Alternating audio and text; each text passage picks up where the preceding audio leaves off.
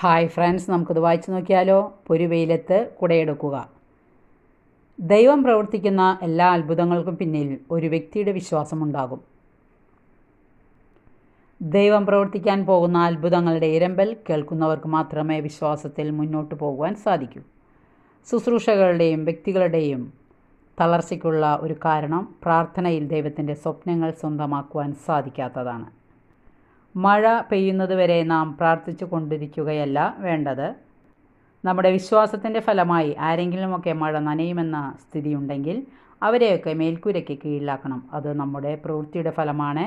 പ്രാർത്ഥനയുടെ ഫലമായി ചിലപ്പോൾ കൈപ്പത്തിയോളം വലിപ്പത്തിലൊക്കെയേ പ്രതീക്ഷ കാണുകയുള്ളൂ. എങ്കിലും അതിനു പിന്നാലെ വിശ്വാസത്തിൻ്റെ പ്രവൃത്തികളുമായി നാം മുന്നേറണം. വിശ്വാസത്തിൽ ആഴപ്പെട്ട് ജീവിക്കാനായിട്ട് ശ്രമിക്കുക. സർവശക്തനായ ദൈവം നമ്മളെ അനുഗ്രഹിക്കട്ടെ. വായന ഇഷ്ടപ്പെട്ടെങ്കിൽ ലൈക്ക് ചെയ്യുക. Okay, thank you, by.